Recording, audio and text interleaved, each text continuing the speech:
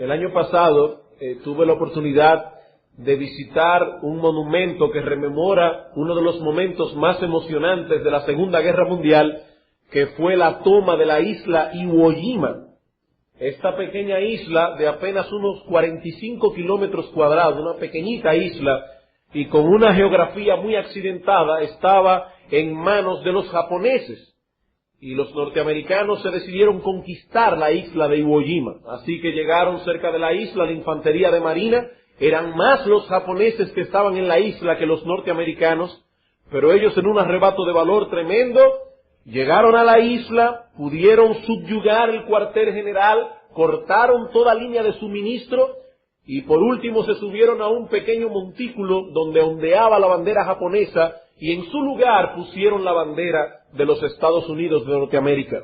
Y eso fue un momento tremendo. Yo no sé si algunos de ustedes han visto esa fotografía, porque alguien tenía una cámara y tomó una fotografía en el momento en que los norteamericanos estaban poniendo la bandera. Y hoy día en Washington, en la plaza, si mal no recuerdo, en la plaza Lincoln, hay una estatua inmensa donde aparecen estos norteamericanos poniendo la bandera en la isla pequeña de Iwo Jima. De inmediato se expandió la noticia de que la isla había pasado a mano de los aliados. Sin embargo, no todos los japoneses se rindieron ante ese hecho. Y aunque oficialmente la isla estaba bajo el dominio de los norteamericanos, muchos japoneses permanecieron escondidos en cuevas porque la isla estaba llena de lugares subterráneos y permanecieron escondidos en cuevas causándoles mucho problema al ejército enemigo. Y esta historia puede servirnos de analogía para comprender lo que ocurrió en nosotros en el momento de nuestra conversión a Cristo. Aunque aclaro que ninguna analogía es perfecta. La analogía lo único que hace es arrojar un poco de luz a una verdad espiritual, pero es imposible encontrar un hecho histórico o físico que sea exacto a una realidad espiritual, pero puede arrojar mucha luz. De todos modos, creo que puede arrojar mucha luz. Y lo que queremos comparar aquí es lo que sucedió en la isla de Iwo Jima con la experiencia de todo creyente en el momento de la conversión a Jesucristo. Cuando el Padre, Dios el Padre, llama eficazmente a la comunión con su Hijo, el Espíritu nos regenera, de modo que podamos responder a ese llamado. Al responder con fe a ese llamado, somos unidos vitalmente a nuestro Señor Jesucristo y entonces ocurre en nosotros una separación radical del dominio del pecado. El Padre llama a su elegido, el Espíritu Santo lo regenera, el pecador responde, es unido vitalmente a Cristo y en ese momento ocurre una separación radical del dominio del pecado. El pecado es destronado y en su lugar Dios implanta en nosotros un principio de santidad que nos mueve y nos capacita para la obediencia a Dios. Pero eso de ningún modo quiere decir que ya no tendremos nunca más problemas con el pecado. Y del mismo modo que en la Segunda Guerra Mundial algunos japoneses continuaron haciéndole la guerra a los norteamericanos en la isla de Iwo Jima a pesar de que ya habían sido vencidos, de igual modo ese pecado que ha sido destronado continúa causando problemas a los creyentes. El pecado ya no es nuestro rey, pero sigue siendo nuestro enemigo. Es por eso que decíamos en un mensaje anterior que la santificación viene a nosotros en tres etapas distintas. Primero, la santificación inicial, a través de la cual el pecado es destronado, somos librados del dominio del pecado y esa santificación ocurre en el mismo instante de la conversión. Pero luego viene la etapa progresiva, en la cual el creyente tiene que lidiar con ese pecado remanente en el que todavía sigue causando molestias. El creyente tiene que seguir luchando con esos enemigos que andan por ahí escondidos en cuevas, que aunque han sido destronados, continúan causando problemas. Y esa es la etapa progresiva de la santificación. Y luego en la resurrección de nuestros cuerpos vendrá la etapa final, cuando seamos glorificados y no tengamos ya nunca más problemas con el pecado. Y a partir de este mensaje comenzaremos a estudiar la santificación en su etapa progresiva, que dicho sea de paso, es la etapa a la que prestaremos mayor atención en esta serie. En el estudio de hoy veremos básicamente tres cosas. En primer lugar, la base bíblica de la santificación progresiva. En segundo lugar, las razones de ese proceso. Y finalmente, la meta de ese proceso de santificación. Primero la base bíblica, luego la razón de ser de ese proceso y en tercer lugar, la meta de ese proceso. Comencemos entonces con la base bíblica de la santificación progresiva. Hermanos, tenemos realmente evidencias en la palabra de Dios de que la santificación en el creyente es también un proceso. Tenemos evidencia de eso en la palabra de Dios, a pesar de que, como ustedes verán en un momento, vamos a citar varios textos. Debemos decir que no estamos haciendo una revisión exhaustiva del material bíblico al respecto. Solo citaremos algunos textos de los muchos que hay en la palabra de Dios acerca de ese tema. Comencemos con Hebreos capítulo 2, versículo 11. Hebreos capítulo 2, versículo 11. ¿Tenemos realmente base bíblica? Sí la tenemos para enseñar que hay una santificación progresiva en el creyente. Suficiente evidencia bíblica para que nadie se atreva a decir que ya porque es cristiano es perfecto. Para que nadie diga que ha llegado ya a una etapa en su vida cristiana donde él ya no tiene que preocuparse más por el pecado. No. Hebreos capítulo 2, versículo 10 y 11 está hablando acerca del Señor Jesucristo y de la obra que Dios el Padre hizo en Él. Y ahora dice en el versículo 11, porque el que santifica, hablando del Padre, y los que son santificados, de uno son todos, por lo cual no se avergüenza de llamarlos hermanos. ¿Cómo se refiere aquí el autor de Hebreos a los creyentes? Dice él, los que son santificados. Y nosotros podemos traducir esta frase de otra manera. Todos los que están siendo santificados. Ustedes recuerdan, hermanos, cuando estudiamos 1 Corintios capítulo 1, versículo 1 y 2, cómo el apóstol Pablo llama a los cristianos allí, o se refiere a los creyentes allí como personas que ya fueron santificadas en un momento dado, dice Pablo, a los santificados en Cristo Jesús. Y el tiempo del verbo que usa Pablo allí da la idea de personas que ya fueron en un momento dado y para siempre santificados. Pero el tiempo del verbo que usa el autor de Hebreos en el capítulo 2, versículo 11 es distinto. Él usa aquí un participio presente que da la idea de un proceso. Él se refiere a los creyentes aquí, no como aquellos que fueron santificados, sino como aquellos que en este preciso momento se encuentran pasando a través de un proceso de santificación. Él dice aquí que los creyentes están siendo santificados. Otro texto, Romanos capítulo 6, versículo 22.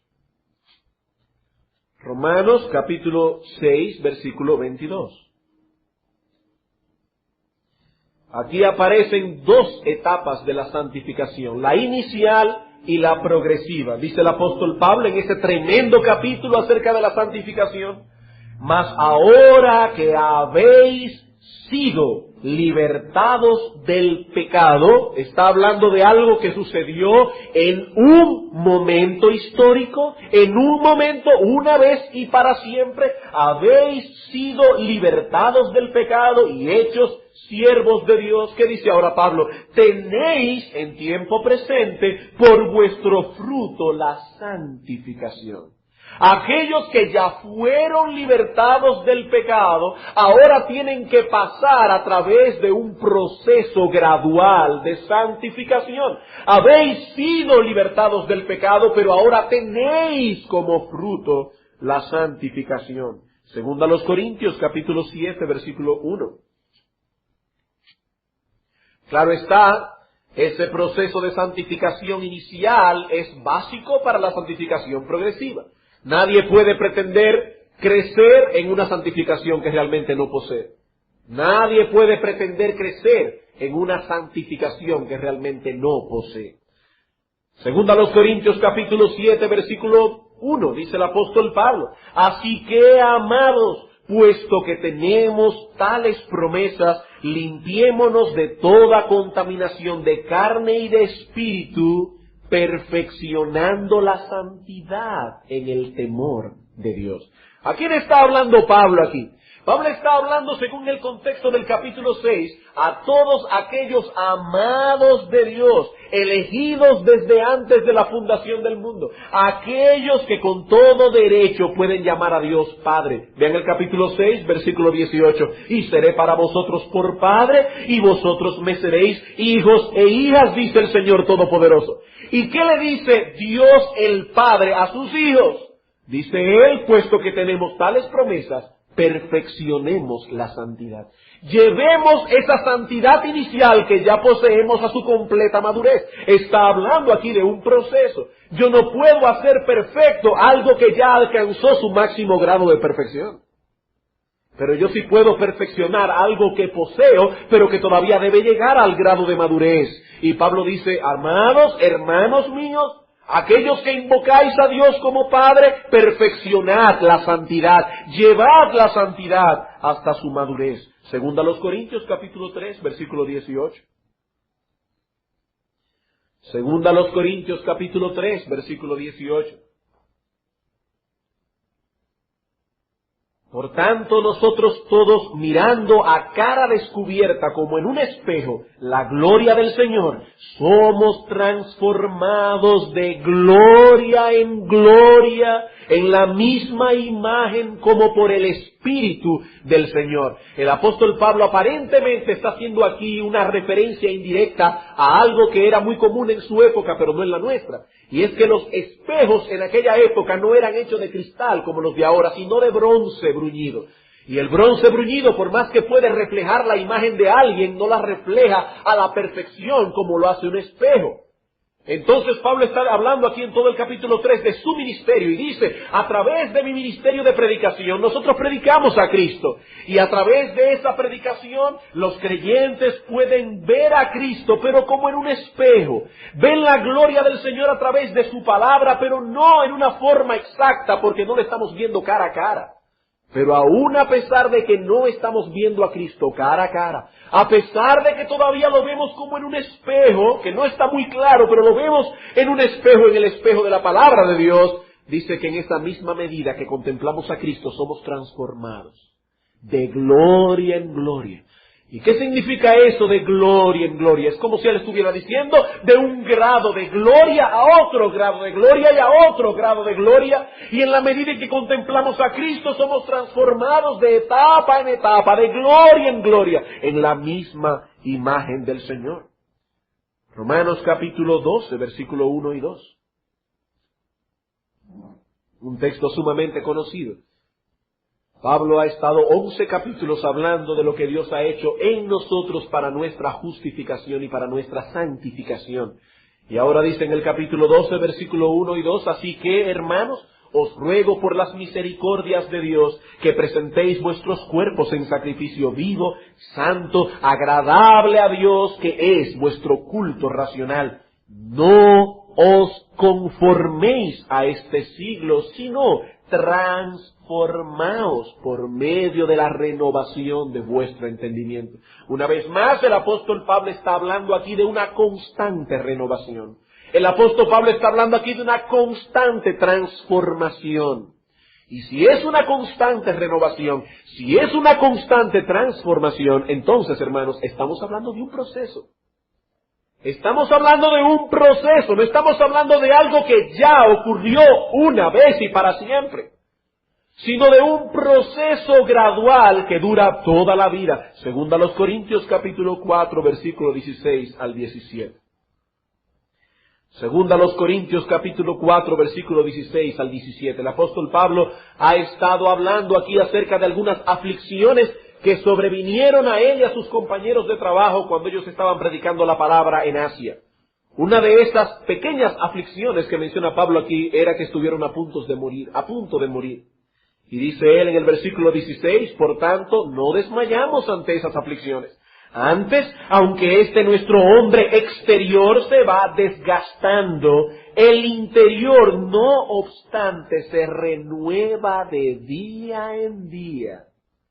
Está hablando de un proceso otra vez. El hombre interior, el nuevo hombre del que hablábamos esta mañana, se renueva de día en día. Por eso el apóstol Pedro dice en 2 de Pedro capítulo 3 versículo 18, antes bien crecer en la gracia y el conocimiento de nuestro Señor y Salvador Jesucristo. Y si nos está diciendo que debemos crecer en la gracia, es porque estamos metidos dentro de un proceso de santificación. 2 textos más. Juan capítulo 15. Juan capítulo 15. Este texto, en una forma bien hermosa, nos habla de ese proceso gradual de santificación. El Señor Jesucristo está usando aquí como analogía la vid y los pámpanos. Dice, yo soy la vid, vosotros sois los pámpanos. Y la misma relación que tiene un pámpano con la vid es la relación que vosotros tenéis conmigo. Dice Juan capítulo 15, versículo 1 al 3, yo soy la vid verdadera, mi Padre es el labrador. Todo pámpano que en mí no lleva fruto, el Padre lo quitará. Es decir, una persona que vive sumergida en su pecado, una persona que no tiene fruto de ser creyente, dice el Padre lo quitará. Y todo aquel que lleva fruto, lo limpiará para que lleve más fruto. Ya vosotros estáis limpios por la palabra que os he hablado. Noten, hermanos, ¿a quién está hablando Cristo en este texto? A personas de quienes Él mismo declara, ya vosotros estáis limpios. Ya la santificación inicial ha sido producida en vosotros. Ya el dominio del pecado ha sido quebrantado en vosotros. Sin embargo, el Padre os seguirá limpiando para que llevéis más frutos. El Padre continuará obrando en vosotros ese proceso gradual de santificación. Juan capítulo 13. Juan capítulo 13, versículos 8 al 10. Ustedes conocen la historia. El Señor Jesucristo está allí la noche antes de su muerte en el aposento alto celebrando la Pascua con los discípulos. Y el Señor, estando todos los discípulos allí sentados, ninguno se había atrevido, había sido lo suficientemente humilde como para pararse y lavar los pies de ellos, como era la costumbre de aquella época.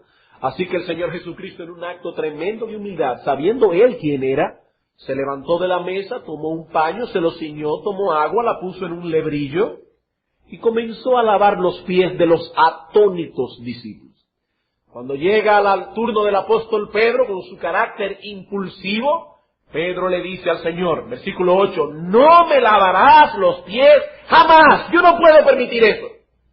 Jesús le respondió, si no te lavares, no tendrás parte conmigo. Y aquí otra vez viene la naturaleza impulsiva de Pedro. Le dijo Simón Pedro, Señor, no solo mis pies, sino también las manos y la cabeza. Si es así, lávame entero.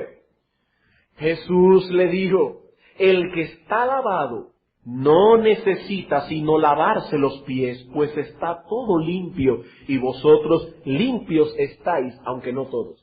En español no se ve claro la idea del texto, porque el Señor Jesucristo está usando 2 palabras distintas en griego.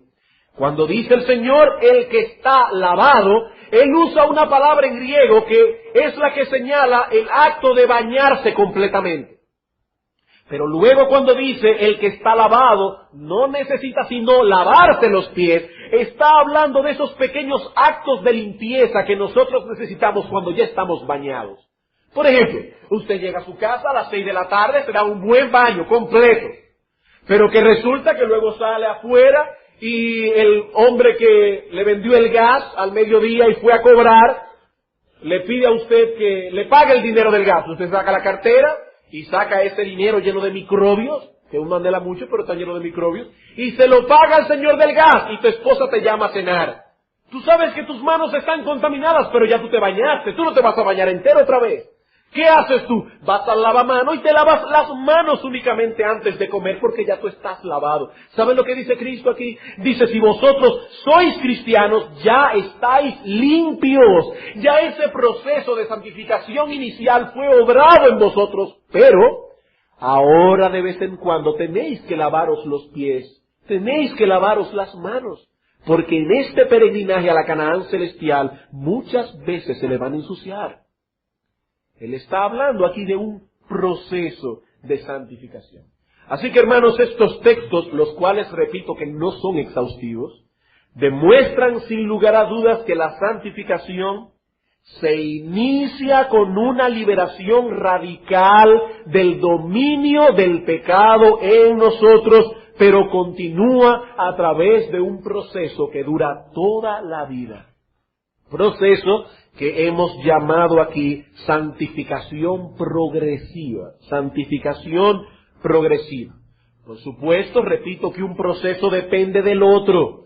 Una persona que no ha sido santificada, que continúa esclavizada al pecado, viviendo en pecado, complaciéndose en su pecado, no puede pretender de ningún modo entrar en un proceso de santificación progresiva.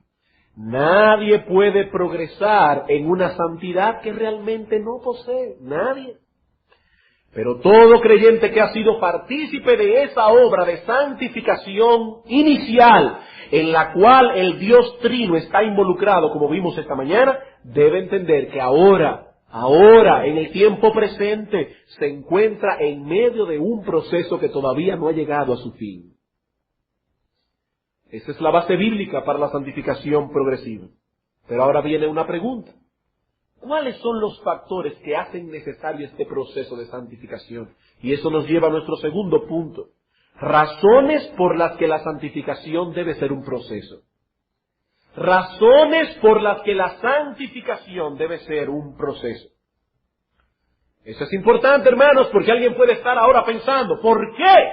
Si el pecado ha sido destronado, tenemos que ser santificados a través de un proceso. ¿Por qué? ¿Por qué? ¿Cuáles son los elementos, los factores que hacen necesario este proceso de santificación? Dos cosas. Primero, la presencia del pecado remanente en el cristiano.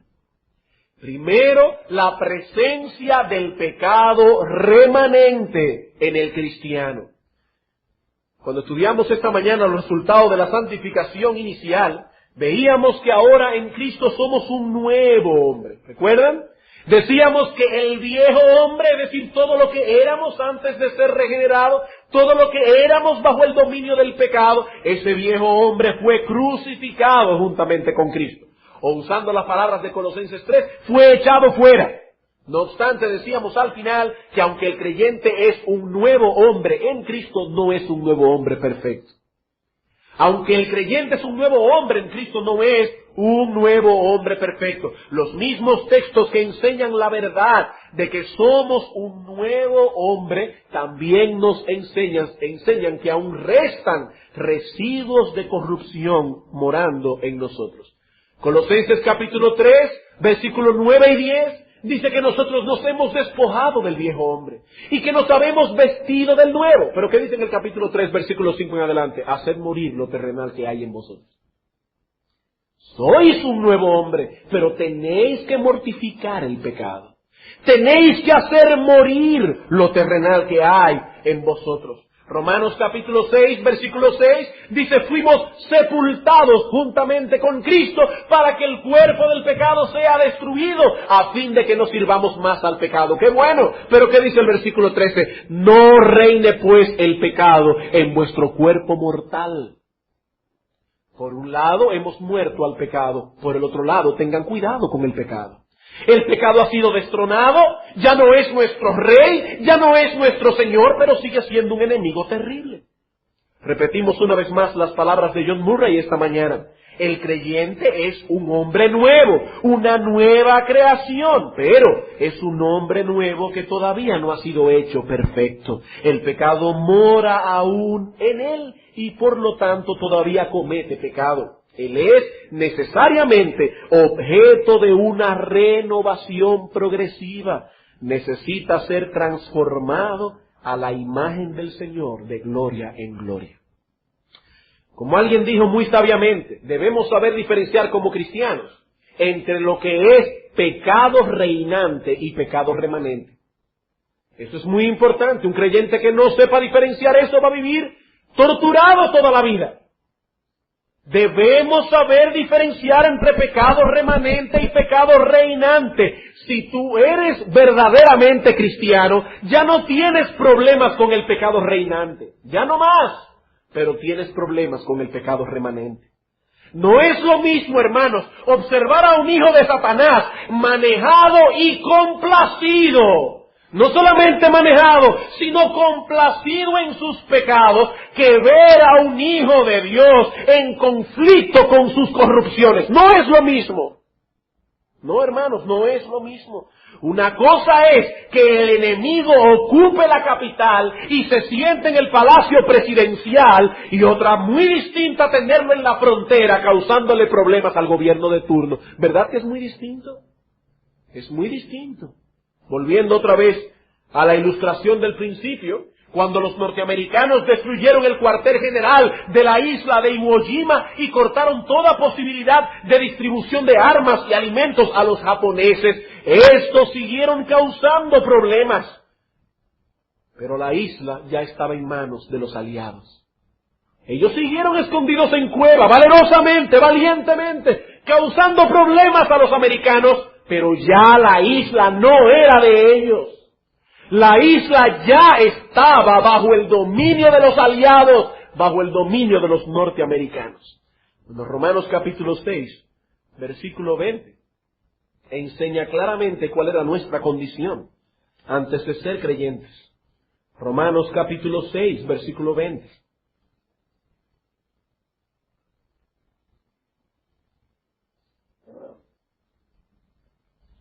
Dice el apóstol Pablo aquí, porque cuando erais esclavos del pecado, erais libres de la justicia. Hermanos, ¿cuál era nuestra condición antes de ser creyentes?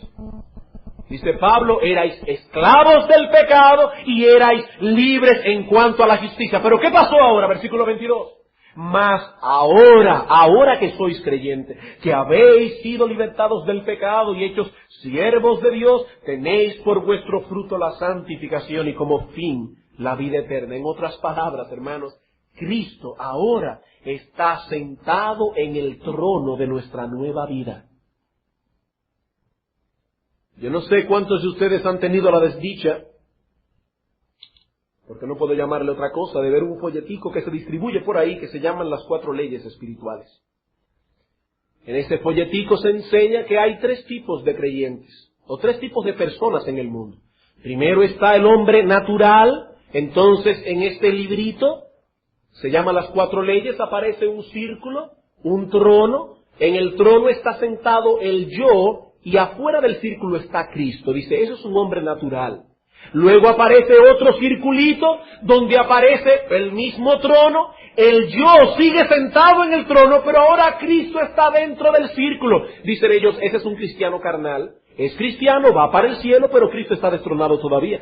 Y luego aparece otro tercer circulito donde aparece el cristiano espiritual. Aparece un trono y ahora por fin ya Cristo está sentado en el trono.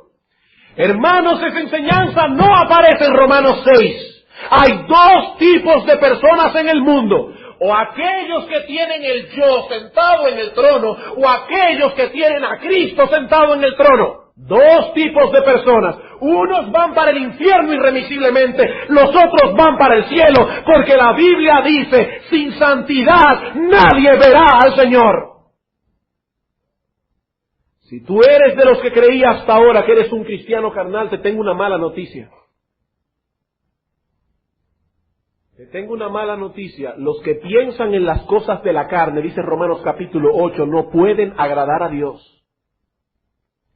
Y tienen un solo final, el infierno. El infierno.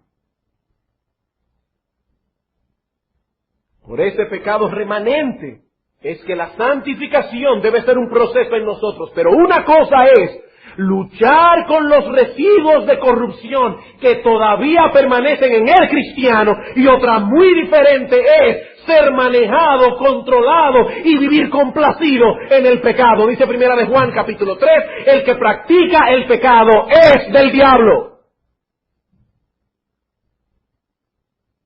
El creyente tiene problemas con el pecado remanente, pero no con el pecado reinante. La Confesión de Londres de 1689 declara esta verdad en una forma clara y hermosa. Dice, en su capítulo 13, párrafos 2 y 3, esta santificación se efectúa en toda parte del hombre, aunque es incompleta en esta vida. Todavía quedan algunos remanentes de corrupción en todas partes, de donde surge una continua e irreconciliable lucha. La carne lucha contra el espíritu y el espíritu contra la carne. En esta batalla, sigue diciendo, aunque la corrupción que aún queda puede prevalecer mucho por algún tiempo, sin embargo, a través del continuo suministro de fuerza de parte del Espíritu Santificador de Cristo, la parte regenerada triunfa, y así crecen en gracia los santos, perfeccionando la santidad en el temor de Dios. Qué hermoso. Hay una lucha, pero estamos del lado de victoria. Hermanos, les voy a dar un consejo. Si ustedes quieren tener una vida cristiana gozosa en medio de las tentaciones, nunca olviden el orden en que fue escrito el libro de Romanos. Nunca olviden el orden en que fue escrito el libro de Romanos. En Romanos capítulo 3 al 5, Pablo nos enseña que hemos sido justificados por la fe. En Romanos capítulo 6 introduce el tema de la santificación, enseñándonos que el creyente ha sido libertado del dominio del pecado. Pero ¿qué encontramos en el capítulo 7? Encontramos en el capítulo 7 al creyente en una lucha agónica con el pecado que aún mora en él. Y el apóstol Pablo diciendo, hay una ley en mis miembros que se rebela contra la ley de Dios y me lleva cautivo a la ley del pecado que está en mis miembros. Y Pablo, después de haber clamado, hemos muerto al pecado, dice en Romanos 7, miserable de mí, ¿quién me librará de este cuerpo de muerte? El mismo que escribió Romanos 6 fue el mismo que escribió Romanos 7. Si llegamos a Romanos 6 sin llegar a Romanos 7 tendremos problemas, pero cuidado, no lleguemos a Romanos 7 sin pasar por Romanos 6. Porque alguien que lea la experiencia de Pablo en Romanos 7 puede decir, a Pablo le pasa lo mismo que a mí. Fíjate cómo él dice ahí que él vive pecando. No, Pablo no está diciendo eso. En Romanos 6 él ya declaró que él fue librado del dominio del pecado. Lo que él está diciendo en Romanos 7 es que él todavía tiene problemas con el pecado remanente. Son dos cosas muy distintas. Hermanos, no olviden nunca el orden en que fue escrito el libro de Romanos. Y eso va a ser una gran bendición para vuestras vidas. Razones por la cual la santificación debe ser un proceso. Primero, porque todavía hay corrupción en nosotros, por el pecado remanente en nosotros. Segundo, porque le ha placido a Dios tratar con nuestro pecado remanente a través de un proceso. Porque ha placido a Dios, le plugo a Dios tratar con nuestro pecado remanente a través de un proceso. Hermanos, es Dios quien planifica la salvación del creyente de acuerdo con el designio de su soberana voluntad. Es Dios. Y dentro de ese plan que Dios trazó en la eternidad, plugo a Dios tratar con nuestro pecado remanente a través de un proceso. Es decir, ese proceso es tan parte de su plan como lo es la muerte de Cristo en la cruz, como lo es el arrepentimiento, como lo es la fe.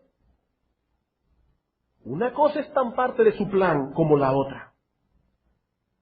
Así que, hermano, cuando tu alma pregunte angustiada, ¿por qué tengo yo que seguir luchando agónicamente con el pecado, a pesar de que ya fui salvado, redimido, justificado, santificado? ¿Por qué?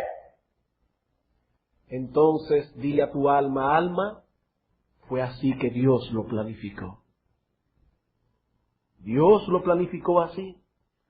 Ese elemento es parte del plan de Dios para con nosotros. Y como veremos a medida que vayamos avanzando en estos estudios sobre la santificación, a través de ese proceso, Dios nos mantiene en constante dependencia y comunión con Él. En constante dependencia y comunión con Él. Ese pecado remanente es como un recordatorio que hay allí, todo el tiempo diciéndote, mira lo que eres por ti mismo. Ese pecado remanente que hay ahí, cuando tú miras dentro de ti y dejas de mirar a Cristo, tú dices, mira qué es lo que hay dentro de mí, pura corrupción, puro pecado. Y ese pecado remanente, hermano, te mantiene a raya todo el tiempo, humillado delante de la presencia de Dios. Ese pecado remanente te recuerda todo el tiempo que si no fuera por la gracia de Dios, ¿qué sería de ti? Si no fuera por la gracia divina, ¿qué sería de ti? Y ahí está el pecado remanente, recordándotelo todo el tiempo. Yo estoy seguro que cuando lleguemos a nuestra morada eterna y andemos por vista, ya no más por fe, alabaremos a Dios por su sabiduría, aún hasta por la forma en que planificó que nosotros crezcamos por medio de este proceso santificador. Alabaremos a Dios y entenderemos muchas cosas. Bien, hermanos, hemos visto la base bíblica de la santificación progresiva. En segundo lugar, las razones por las que la santificación debe ser un proceso, por el pecado remanente, porque Dios lo ha planeado así. Veremos ahora en tercer lugar y último, la meta de ese proceso de santificación. La meta de ese proceso de santificación. Una de las cosas más motivantes que puede haber en medio de una tarea ardua es la de contemplar a lo lejos la meta que nos espera al final. Uno dice, bueno, estoy aquí sudando, estoy aquí trabajando, estoy aquí matándome, pero yo miro la meta y eso me da ánimo para seguir, eso me da ánimo para continuar. Es bueno entonces que este proceso que es tan arduo nos mantenga mirando a la meta todo el tiempo. ¿Cuál es la meta de este proceso santificador? ¿Cuál es la meta? Hermanos, la meta es doble. Primero, nada menos que la eliminación total de todo tipo de corrupción en nuestras vidas. ¿Cuál es la meta de la santificación? La eliminación total, absoluta, de todo tipo de corrupción en nuestras vidas. Y en segundo lugar, nuestra total y absoluta transformación a la imagen de nuestro Señor Jesucristo. Negativamente, positivamente. Negativamente, eliminación total de todo tipo de corrupción. Positivamente, una transformación total y absoluta a la imagen de Jesucristo. Esa es la meta. Y no podemos tener una meta más pequeña que esa. Vamos a ver algunos textos. Primera de Juan, capítulo 2. Primera de Juan, capítulo 2. Pero una vez más, hermanos, antes de llegar a Primera de Juan, capítulo 2, tenemos que pasar por Primera de Juan, capítulo 1.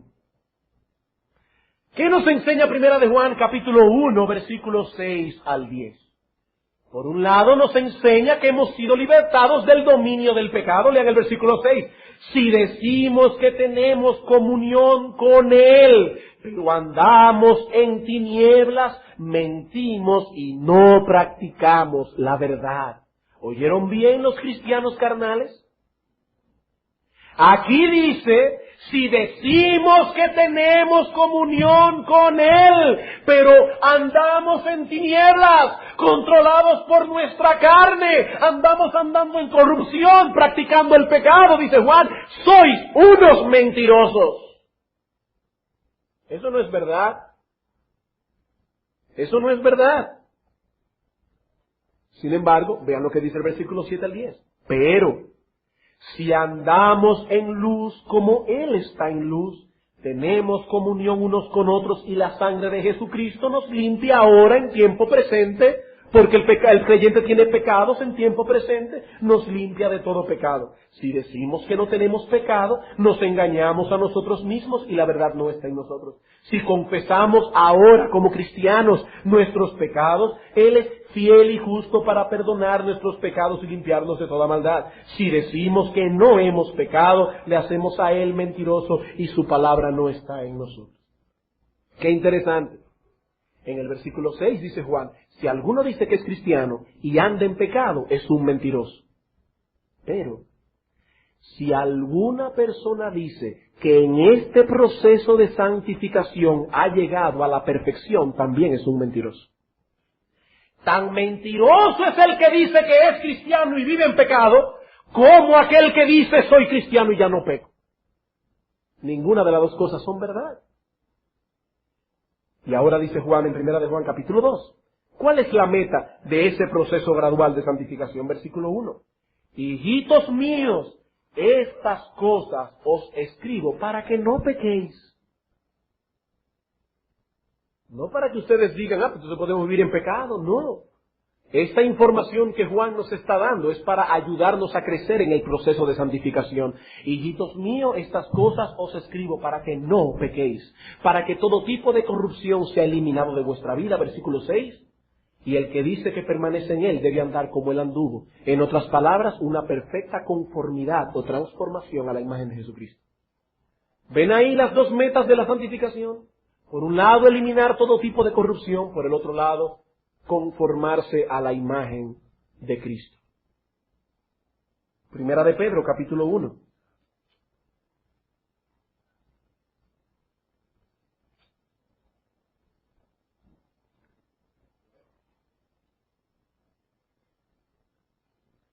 Primera de Pedro, capítulo 1, versículos 13 al 16. Dice el apóstol, por tanto, ceñid los lomos de vuestro entendimiento, sed sobrios y esperad por completo en la gracia que se os traerá cuando Jesucristo sea manifestado. Cuando el Señor venga, se nos traerá una gracia total y seremos transformados completamente. Allí ya no pecaremos más, pero mientras tanto dice, como hijos obedientes, no os conforméis a los deseos que antes teníais, estando en vuestra ignorancia, eliminación de la corrupción, sino como aquel que os llamó es santo, sed también vosotros santos en toda vuestra manera de vivir, porque escrito está, sed santos, porque yo soy santo. Hermanos, ¿cuál es nuestro modelo de santificación? Es Dios mismo. ¿Cuál es la meta? Ser santo, porque Dios es santo. Por un lado, la eliminación de la corrupción. Por el otro lado, conformidad a la imagen de Jesucristo. Romanos capítulo 8, versículo 29. Hermanos, he ahí nuestra meta. He ahí nuestra meta.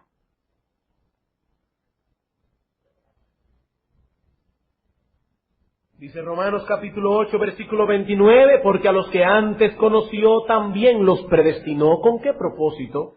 Para que fuesen hechos conformes a la imagen de su Hijo, para que Él sea el primogénito entre muchos hermanos. La meta que Dios tenía en mente allá en la eternidad, cuando nos eligió desde antes de la fundación del mundo, era conformarnos a la imagen de su Hijo. Esa era la meta y esa es la meta de nuestra salvación actual y presente. Pero yo sé que alguien debe estar diciendo, pero es que esa meta es imposible de alcanzar aquí en la tierra. ¿Cierto? Pero esa es la meta. Cierto, pero esa es la meta, y es hacia allá que debemos movernos todo el tiempo. Es como el caso, por ejemplo, de los casados. La Biblia enseña claramente cuál es la meta hacia la cual debemos movernos los esposos. ¿Cuál es la meta? Amar a nuestras esposas como Cristo amó a la iglesia. No podemos tener una meta distinta a esa. ¿Cuál es nuestra meta como esposos? Pablo dice, un mandato es una orden, no es una opción, no es un consejo. Amad a vuestras mujeres como Cristo amó a la iglesia. Esa es la meta de los esposos. Ahora bien, yo pregunto aquí públicamente a los esposos que están presentes esta noche. ¿Cuál de ustedes es el esposo perfecto? Vamos, levante su mano. ¿Cuál de ustedes puede pararse aquí esta noche y decir, bueno, en lo que a mí respecta, yo he alcanzado esa meta? Si alguien responde yo, me gustaría que me den 30 segundos con su mujer para preguntarle lo mismo. Ahora bien, ¿Qué debemos hacer los esposos al saber que esa es la meta? ¿Qué debemos hacer? ¿Sentarnos impotentes a quejarnos y a decir, ni siquiera lo voy a intentar? No, hermanos, no. Si esa es la meta, cada día debemos ir avanzando hacia el cumplimiento de esa meta. Cada día revisando nuestras vidas constantemente y clamando a Dios por asistencia de su Santo Espíritu. Precisamente porque esa es la meta. No es sentarnos allí impotente a decir, ¿y quién va a alcanzar eso? Yo ni siquiera lo voy a intentar.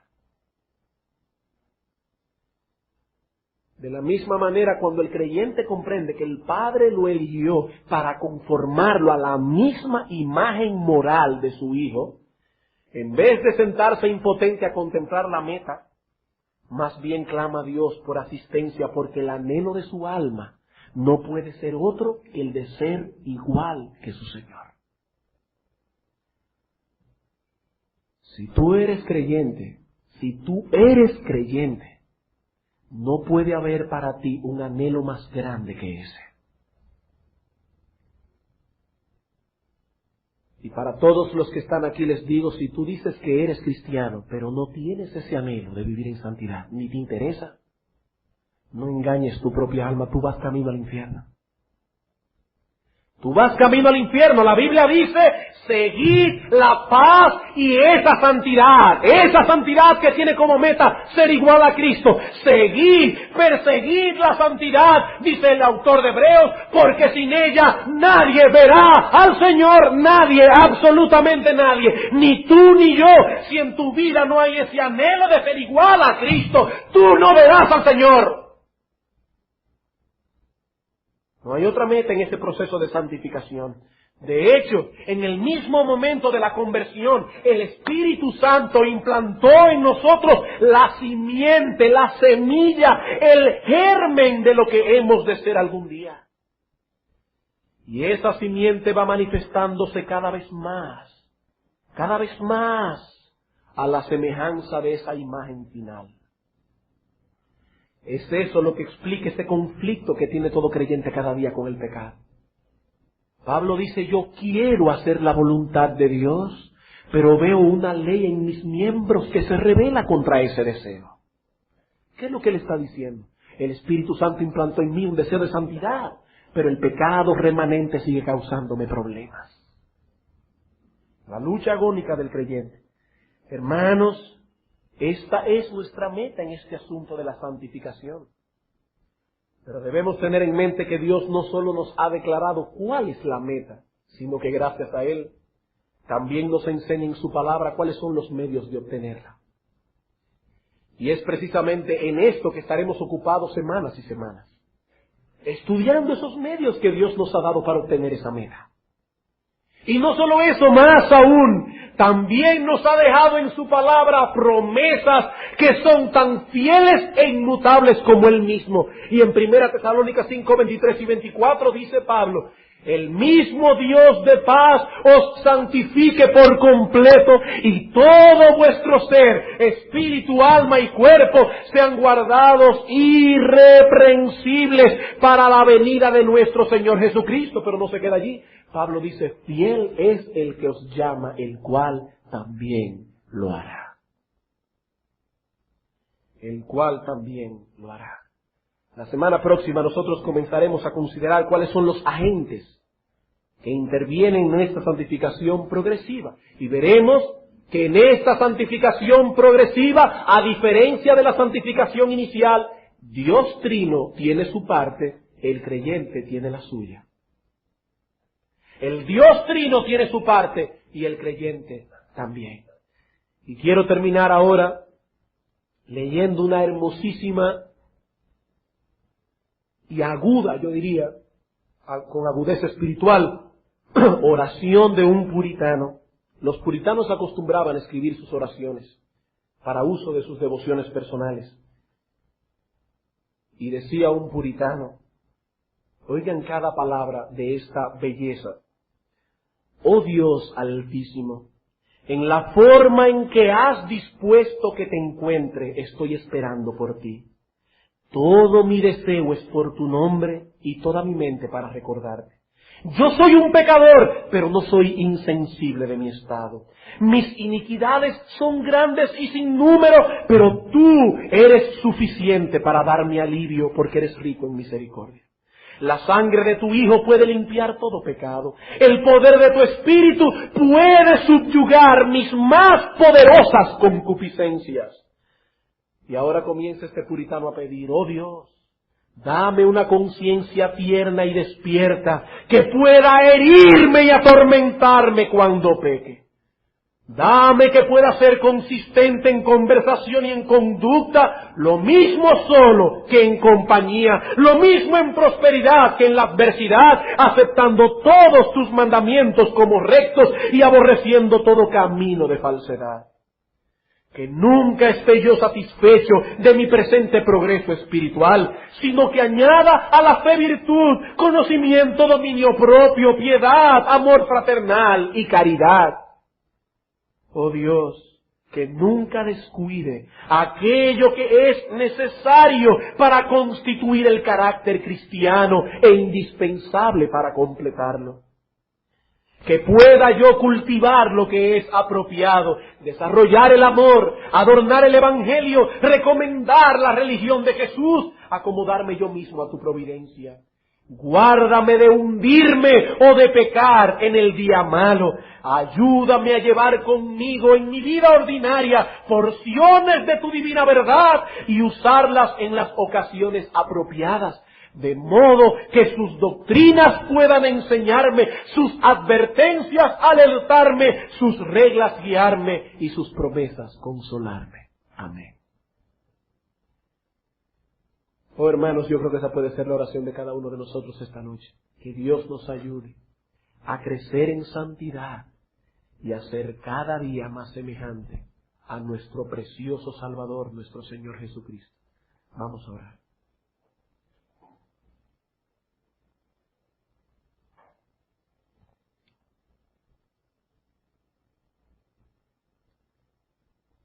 Qué bueno, Señor, que en tu palabra no solamente nos traes doctrinas, sino también medios para obtener las metas que tú has puesto delante de nosotros. Y qué bueno, Señor, que no solamente tenemos la meta y los medios, sino que también contiene tu palabra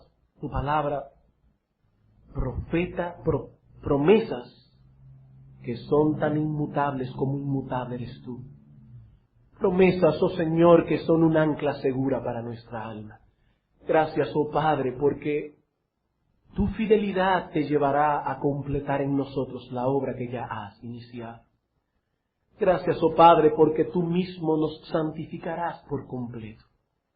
Y ahora permite que en esta serie de mensajes sobre la santificación nosotros podamos ser persuadidos a cumplir con responsabilidad la parte que nos toca a nosotros como creyentes. A utilizar en dependencia de tu Santo Espíritu los medios, los canales apropiados para que tu gracia pueda fluir en nuestras vidas diariamente, para que diariamente podamos subyugar el pecado que mora aún en nosotros y cada día podamos asemejarnos más a la misma imagen de nuestro precioso Señor. En el nombre de quien hacemos llegar esta oración delante de tu trono. Amén.